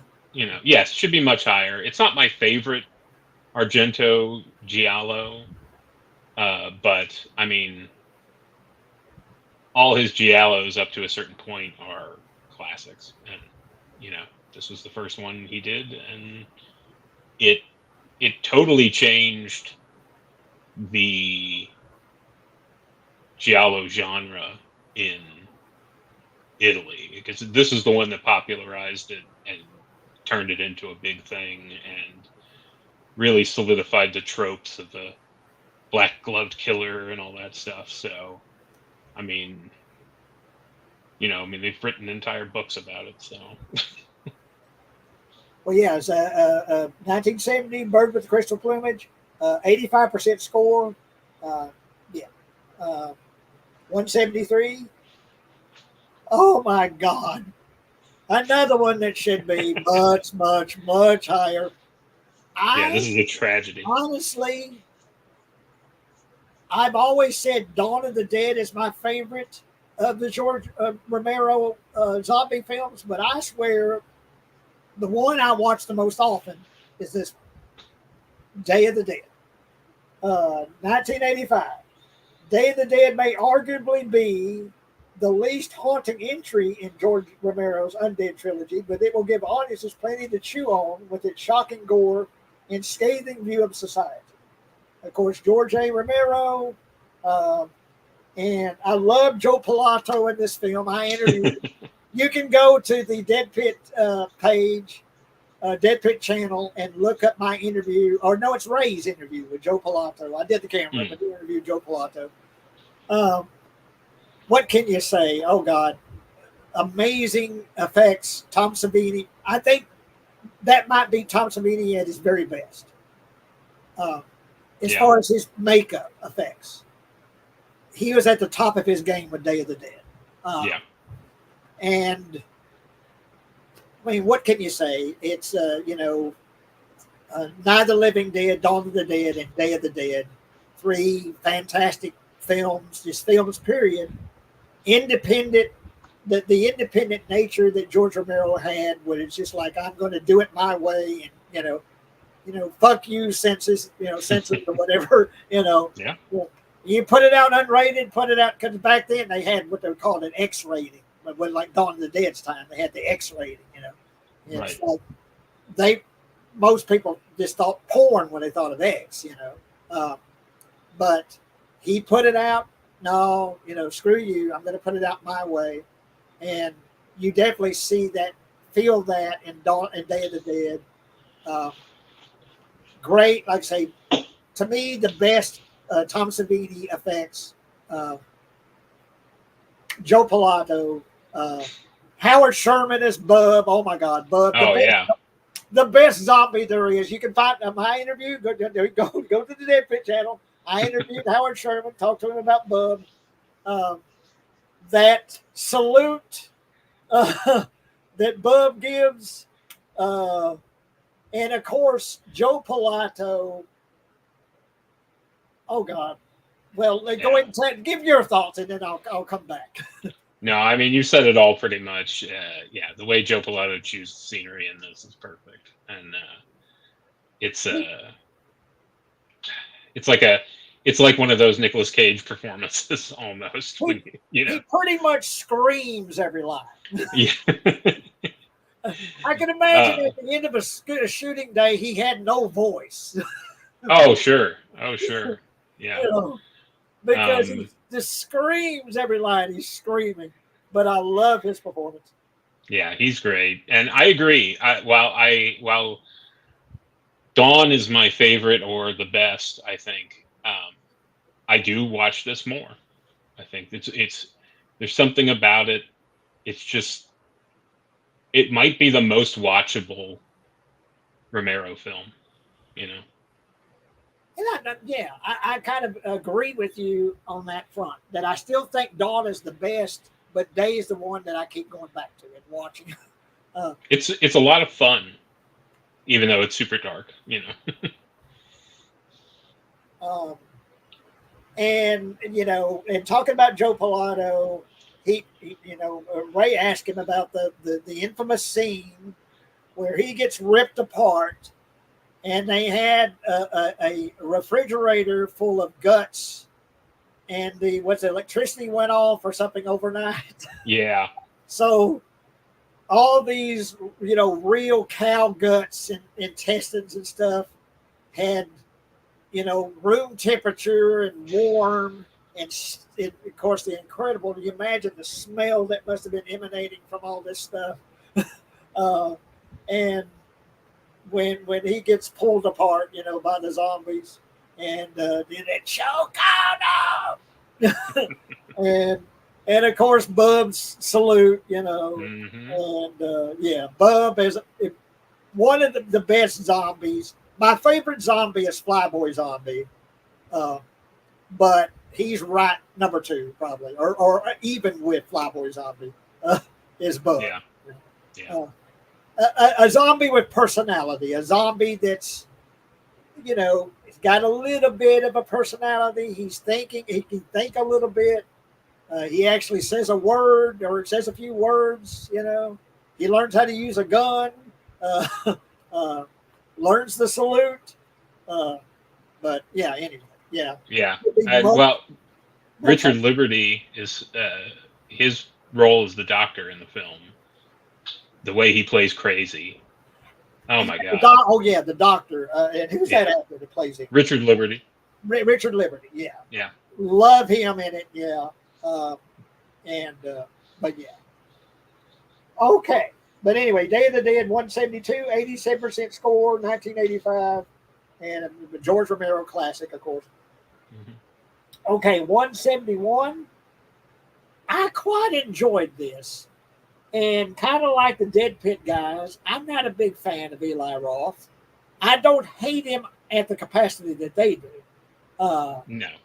But I can understand their criticism of him through most of his films. But I really enjoyed Thanksgiving. 2023, combining belly-busting humor with delightfully over-the-top gore, Thanksgiving is a feast for Grindhouse fans. Eli Roth. Yeah, I had fun with it. It harkens back to an 80s films. It does it well, I think. It's fun. It's got some fun gore scenes in it. It isn't scary. It's a fun movie.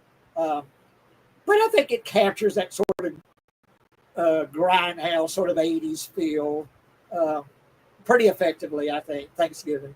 But anyway, it's got that trailer from Grindhouse that, for years there was talk about maybe him doing an actual Thanksgiving movie. He finally did it a few years ago. So, but anyway, your thoughts? Yeah, it's a lot of fun. It's it uses all those classic tropes, but it still keeps it interesting and entertaining. It's it'd be nice. That original trailer is so over the top. I understand why he couldn't quite go that over the top for a whole film, but yeah, it's a lot of fun. In some ways, it reminds me a lot of those post-Scream slashers too that were decent. Things like Urban Legend and some Eli Roth movies I can't stand, and some I think are great, and this is definitely on the good side. So yeah, well, I think even the Dead Pit guy says, well, it's actually pretty good. It's his best film. So yeah. So I think they said it's the best Eli Roth film. So. But yeah, it's a lot of fun, I think. Yeah, and it's streaming, so go look up Thanksgiving. I don't know where it's streaming, but I know it's streaming somewhere. I think maybe Shudder might have it. Okay, I think you're right. Sir, 170. This one I quite enjoyed. 2019's Dr. Sleep. Dr. Sleep forsakes the elemental terror of its predecessor for a more compulsive sequel that balances poignant themes against spine-tingling chills. Yeah, I quite enjoyed Dr. Sleep. And let me first give your thoughts. Yeah, I mean, I really like it. If you just said we're making a Shining sequel, I'd have been like, maybe you shouldn't do that. But they did, and it's really good. And Ewan McGregor gives a real understated performance, and he's very believable as that character. And I really love Rebecca Ferguson as Rose the Hat. Well, yeah, to interrupt you here, it's Mike Flanagan directed, Ewan McGregor, Rebecca Ferguson, but yeah, it's a sequel to The Shining, and of course Stephen King has always been very vocal about how he does not like Kubrick's The Shining. And here's my opinion on that. I think The Shining is one of the greatest horror movies ever made. Totally. It is a horrible. Oh gosh, there you go. It's a terrible adaptation of the book. Yeah. I'm a big Stephen King fan. I read The Shining recently. I've read it several times, but I read it recently, and I'm like, you don't read The Shining. You do not see Jack Nicholson playing that role. No, no. You do not see Shelley Duvall playing the wife. And several moments you just like Stanley Kubrick just basically said, "Fuck you, Stephen King. I'm making my own movie here." Yeah. and, Yeah. and it's a great movie. Now, I'm not saying anything against The Shining. The Shining, top 10 probably for me, The Shining. But it's a bad adaptation of the book itself. Mm-hmm. But Dr. Sleep sort of divides fans of the Kubrick movie and fans of the Stephen King book, and kind of gives you a little of both worlds. Yeah, it does. Yeah, you go back to the Overlook at the end of it. You see some classic Shining moments, the Overlook, but also you get this unique story about these sort of shining vampires that feed on the shining power. And a really, truly disturbing moment in the film where a child dies, a child is killed. And it's done really well. It's not gory or anything like that, but it's really effective. So, anyway, your thoughts? It's a disturbing scene, yeah, and yeah, it does somehow split the difference. Where I think if you've read the books, you're happy with it, and if you've never read the books, you're happy with it.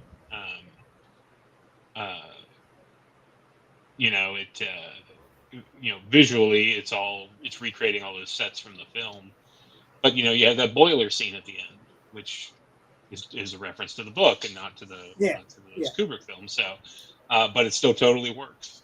So yeah, I think it's great. Yeah, I actually would maybe put it a little higher on the list. But anyway, 170 Dr. Sleep, 2019, Mike Flanagan, director. It's got a 79% score. Here's another one. I just have a ball and a half with this film. Slither, James Gunn, a slimy B-movie homage, oozing with affection for low-budget horror films. Slither is creepy and funny if you got the stomach for it.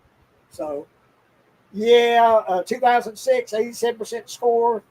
James Gunn, Nathan Fillion, Elizabeth Banks, Michael Rooker.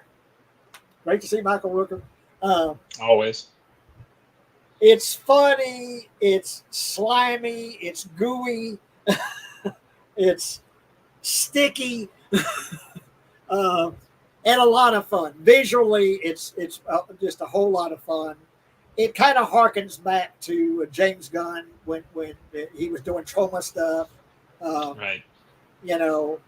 And these gooey, slimy, sort of sluggish creatures that invade people and all that. But anyway, yeah. What's your thoughts on Slither? Confession time. I've never seen it. You gotta be kidding. I know. It's kind of like a modern classic.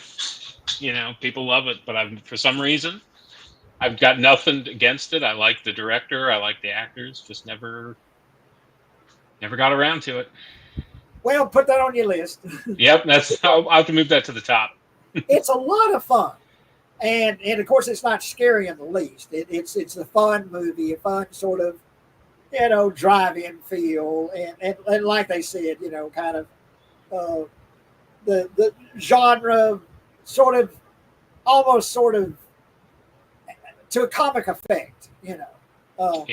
And James Gunn, like I say, he used to, shoot movies for Trauma. It kind of harkens back to his Trauma films, the look and feel of it. So. But yeah, Slither, 2006, 87% score. Okay, 168. I saw this for the second time here just recently, just like 5 days ago. And there's people that really like it, and there's people that just despise it.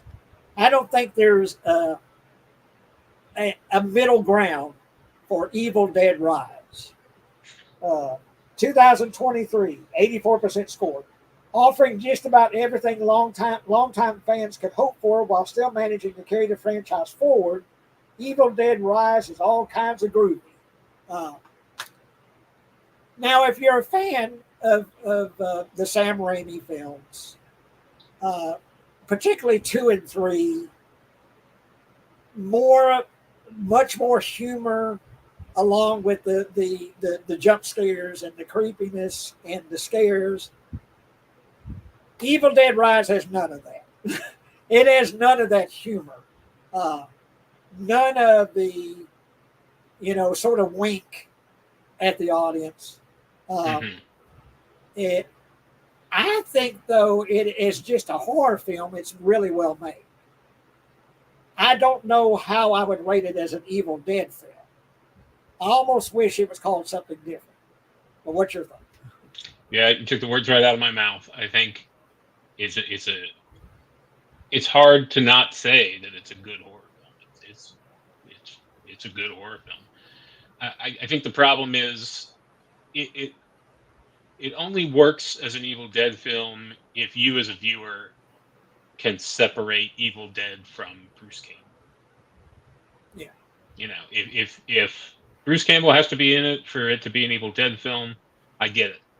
You know, but that's not going to happen anymore. So you either gotta, if you want Evil Dead, this is what you're going to get, and it could be a lot worse. Well, Um, the director is Lee Cronin. Um, and yeah, like I say, as a horror film, I think it's very effective. It's got great visuals. Um, and what's her name? Lily Sullivan, Alyssa Sutherland, who plays the girl that gets invaded by the Deadites. Who's what's her name? I think Alyssa Sutherland is the Uh, that smile she gives is like, oh shit. oh yeah. One of the creepiest smiles by any actress in a horror film. That smile is like something out of a nightmare. Uh, and really, just the look on her face is just great. Uh, Yeah. uh, And it's a dark ass movie. Talk about killing kids and stuff. yeah, Jeez. that's the thing I think that divides a lot of fans of the Evil Dead films is just how dark it is. Hmm. Uh, that it's not a fun movie. No. Like all three of the Evil Dead films are fun, really. You Yeah. know, and there's no fun really to be had with Evil Dead Rise. There's a very effective scares and creepy, very creepy moments, but it's not a fun movie. No. And I This think, definitely takes its cues from the remake yeah, yeah, more than the original films. yeah. But anyway, 168 Evil Dead Rise, 2023, 84% score. Yeah. Okay, well, here's one that should be higher on the list once again. Absolutely. Here's a movie, before I say the title, talk about a slow burn. This Mm. movie is a very slow burn. Until you get to the last, 45 minutes, whatever, where it's like, oh shit. And that is Audition. Uh, should be much, much higher on the list. 167, 1999, 83% score. An audacious, unsettling Japanese horror film from director Takashi Miike. Audition entertains as both a grisly shocker and a psychological drama. Uh, and well, first, give your thoughts about Audition. Um, I mean, it's definitely a modern classic. Uh, it's a whole movie about one scene. You spend all that film is just about getting the audience to that final scene and setting you up for that. And I mean, it's effective. I mean, I've never heard anybody say it's not. You know. Well, and dealing with the subject matter of this man that's sort of auditioning for a wife, for a girlfriend, or for a significant other, and what he goes the methods he goes to audition candidates for a wife, and the way that's done, it's like it does something. It's a film that has a message. It has something that makes you think, and the what this man does. Now, does he deserve what he gets? I don't think he deserves that. I think that's a little No. extreme. But at the same time, he deserves a comeuppance of a sort, I think, for what he's doing. Um, Auditioning, having auditions for a wife, for a girlfriend or whatever. Yeah. When you get to these moments of slow torture with these long, they're needles, aren't they? They're acupuncture needles. Acupuncture needles.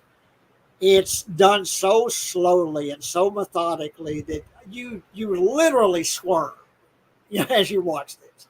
You literally just, your body contorts as you're watching this.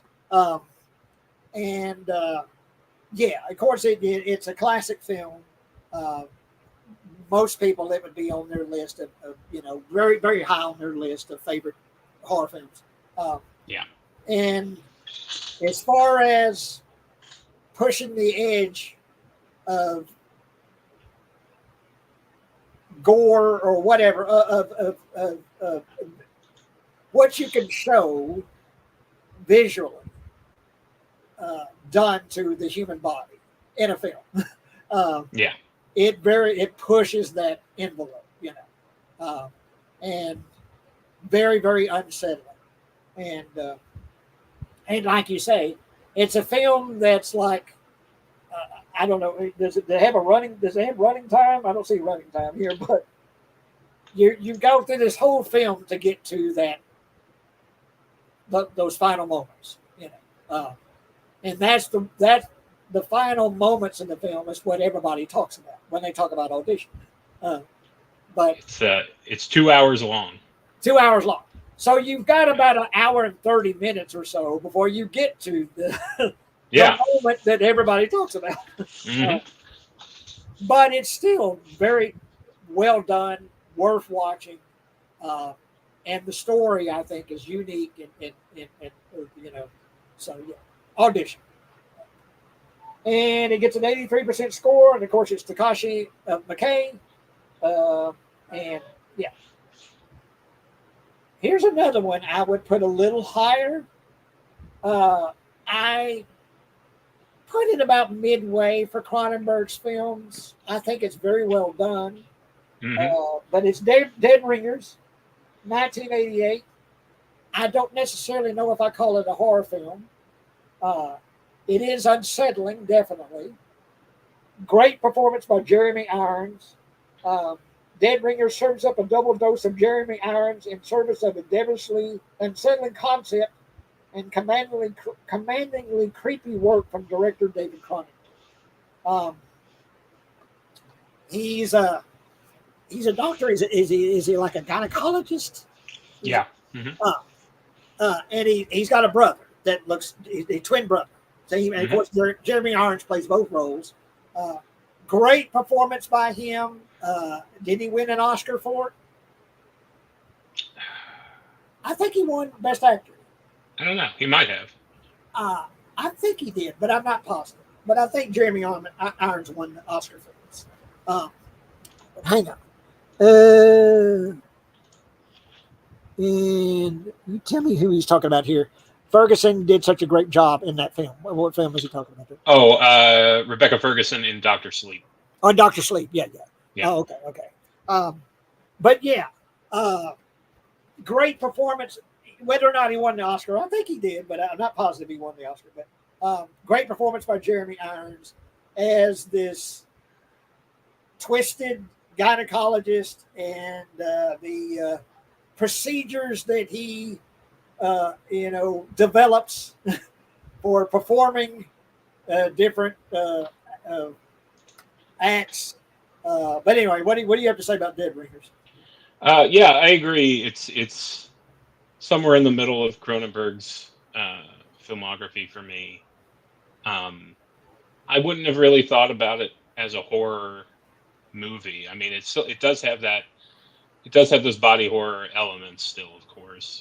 With her having like a mutant vagina and him designing those tools. And those tools, oh God, those tools. Ugh, yeah. But it's more a melodrama, really, just a character piece. Yeah, yeah, exactly. It's more of a character piece. Yeah. More a study of a person's descent into madness. Yeah. Yeah. But no, yeah, Jeremy Irons is fantastic in it, and Genevieve Bujold's very good in it too, who I don't always like and stuff. 85% score, 1988, Dead Ringers. And okay, 165. I've never seen it. Hounds of Love. Smartly constructed and powerfully acted, Hounds of Love satisfies as a psychological thriller with a few nasty surprises and marks writer-director Ben Young as a promising talent. Yeah, I don't want. It's got an 88% score, 2016, Hounds of Love. I don't even know if I've ever heard of it. So, I've seen the trailer, haven't seen the movie. Heard a lot of good things. It looks like it could be a difficult watch because it's like I think this couple kidnap the main character and subject her to like some psychosexual torture stuff. But I don't know. I've still got to watch it. But I'm always interested in Australian horror films, though. They have something to them usually that I find interesting. well, just letting you know, I've got on my time it's 8:52. We'll go to 9:00 my time, and we'll quit here. If you're up for it, and just whenever you're available, because I think this has been really good, and you've been really insightful about these films. Thank you. More so than me about a lot of them. So I want to continue to do this with you, if you don't mind, if you're up for it. Yeah, I'd love to. Yeah. But we'll go till 9. So we got about 7 or 8 minutes, and we'll go, and then we'll quit here. How many have we done so far? Anyway. Anyway. 30, 35. Yeah, that's pretty good. That's pretty good. I thought we might get about 25 in. So yeah. Yeah, we've done better. I think in some ways it helps that some of these I've never heard of. Yeah.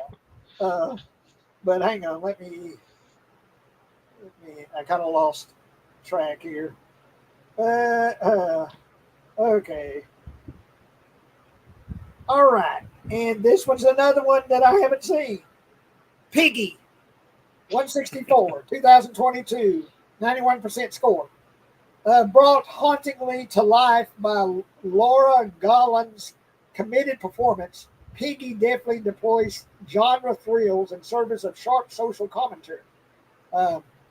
Carlotta Perita as the director, 2022, 91% score, Piggy.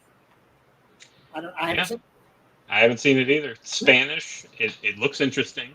Yeah. But okay. Yeah. That's all we'll say about that. Yeah. Okay. Well, here's another one I think should be a little higher on the list. Very effective, and this is 1962's Carnival of Souls. 87% score. Carnival of Souls offers delightfully chilling proof that when it comes to telling an effective horror story, less can often be much, much more, which I think is a good way to describe that. Yes. Yeah, Carnival of Souls. And Herc Harvey is the director, and yeah, it's a classic. Um, very, like I say, effectively creepy. Um, and 1962, black and white film. Um, anyway, what's your thoughts on Carnival of Souls? Yeah, I mean, I saw it first when I was pretty young, and I didn't really appreciate it that first time. I was like, oh, this is boring. And, I was like, oh, she's obviously, I know what's happened. But when I got a little older and rewatched it again, it's a beautiful movie. And the mood and the ambiance, and there's been, there's been a fair number of movies that have come after it with a similar plot. I don't think you would have something like Jacob's Ladder if it wasn't for Carnival of Souls. That's a good comparison, Jacob's Ladder. Yeah, which I'll be surprised if that's not on the list. But yeah. But yeah, that's a good comparison, Jacob's Ladder. Very effective, very creepy visuals, and more what I would call a psychological thriller. I guess I would rate it as a horror film, psychological horror, But Carnival of Souls, 1962, 87% score. We'll do one more for today, and here's another one that I haven't seen. And the last one for today I haven't seen. Julia's Eyes, 2010, 90% score. Smart, suspenseful, and visually distinctive, Julia's Eyes marks another modern Spanish thriller that quickens the pulse while engaging the mind. And Guillem Morales. I probably massacred that name, but Julia's Eyes. Yeah, I haven't seen that. So. I've never even heard of this. 90% score, 2010. So, but anyway, I'm not going to have the next one, but the next one, we're going to start with a good one with the next one. Yeah, I really like the next one. More of a more recent, but I really enjoyed the next one. But I'm not going to have it now. We're going to close. We're going to close with Julia's Eyes. Noah,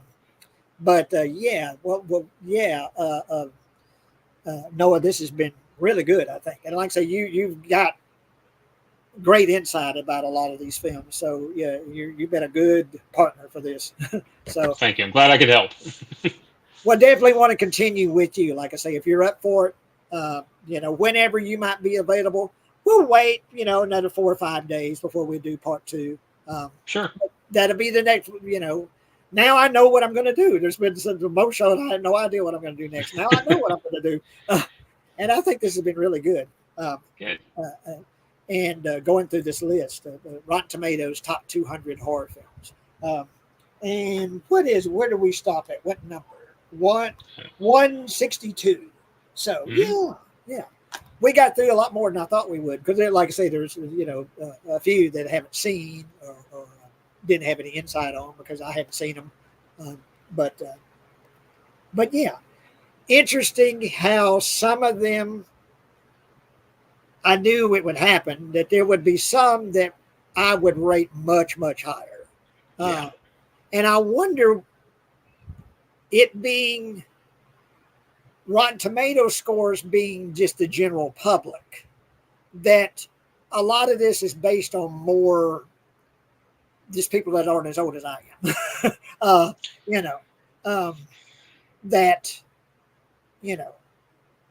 There's films that are like, man, I would put that in my top 20. I'd put that in my top 10, and it's down here, in the 180s or 190s or something. Good Lord, Yeah. And I just wonder if it's just a modern audience that are looking at these films and just not seeing what we saw, at the same It could be that we saw. Yeah. I mean, we've grown up with a lot of these films, and a lot of people haven't. I know there's a lot of things I love and used to love that as they make more of it, I have to realize it's not necessarily for me anymore. Yeah. Uh, You so outgrow them, kind of. yeah, yeah, and I think yeah, there's always new people and new movies coming along, and we're always going to have our favorites. But it, some of these positions I disagree with, but I like that there's stuff on here I don't know. You know, uh, I definitely have a list that I'm making. um, yeah, yeah. I always want to see something new and interesting. So yeah. But as far as it being Halloween season, and unfortunately, as I've said before, I don't have anyone to go see movies with. And the nearest movie theater for me is about 45 miles in Waco. Um, mm, so, and I don't drive. I'm on disability. I'm a half blind. I don't drive a right, car. Never have driven a car. I've got nice neighbors that take me to get groceries and things like that. But I don't really have anyone to go like see a movie or go to things like that. So things like Long Legs and A Strange Darling and oh god, Terrifier. Oh man, I'd love to see Terrifier 3 in the movie theater. I want to see it in that movie theater so bad. Uh, that that might be tough to convince your neighbors to go. Well, yeah, that and finding someone that would take in that movie the way I would, Right, right. yeah, that would just be going, oh my God, Jay, listen, you brought me to this, uh, yeah, that would just, but what I hear is this: the opening scene alone has got some people walking out of the theater of Yeah, Terrifier. that's what they say. You know, So, the opening scene, um, and I haven't. No one will say, and I'm glad they're not saying what that opening scene is. I'm not saying, yeah, but I'm thinking, well, what's the worst crime you can commit, and that's to kill a kid. And that's what I don't know, but I'm guessing that because you look at the that's kind of teaser trailer when you get the little girl and seeing Santa, and it's of course it's art, and yeah, then later you see him in a chair and he's like was eating a cookie or something like that, and there's blood all over the place. It's like, well, he slaughtered this little girl, and yeah, so you wonder, well, is he going to go there? And that's all they're saying, is that the opening scene is going to send some people out of the theater. That they're going to say, "No, can't do this." uh, so, uh, yeah. That's great press. yeah. But I love it. I love Terrifier 2. I enjoyed Terrifier 1, but I really like Terrifier 2. Um, and I can look at something like that bedroom scene in Terrifier 2, and I'm almost laughing, at the Yeah, extremity of it. it's very over the top. Yeah, It's so over the top that I'm actually laughing. I'm actually yeah, saying, "Oh, that's so cool," and of course, David Howard Thornton is just amazing. You look at him, you see interviews with yeah, him, you see this sort of geeky guy with glasses. Is like, that's art, but that's art, with all the makeup and the prosthetic nose and all that. But that is really a true performance. That is real, true acting to yeah. bring a Oh, character like that to life. This really nice sort of geeky guy that can bring a character like Art to life is shows you really good acting. yeah. Uh, Well, because so me, much of classical drama is that silent facial. yeah, I mean, it's yeah. mind stuff. And he said he studied things like that, studied mime and things like that. Yeah, And what he's able to convey, where he's sometimes really funny, he's really creepy and really unsettling. And hmm that he's able to do both is really he's just a really good actor, just an actor, period. Uh, yeah. so okay, Noah, I'll let you go. Thank you so much for this. We're certainly going to do this again, and I'll let you know. Give you plenty of time ahead of time, let you know when we might do this.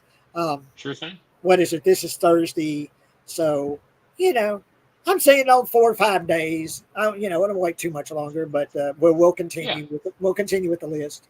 But sounds good. but Thanks I for sure having me on again. I appreciate it. appreciate. Yeah, the next one I want to do with you if you're up for it. Cool. So, but thank you, Noah. Thank you, everyone who tuned in, everyone who chimed in, everyone who's watching, and of course, please give us a thumbs up if you've seen this and you like what you're seeing. Spread the word, and Yeah. then get as many views as we can. But that sure helps us getting that thumbs up. So, Yeah. Check out Jay's other videos on his channel too. They're all good. Yeah. Thank you, Noah. I'll talk to you soon. And thank you, everybody. And bye bye.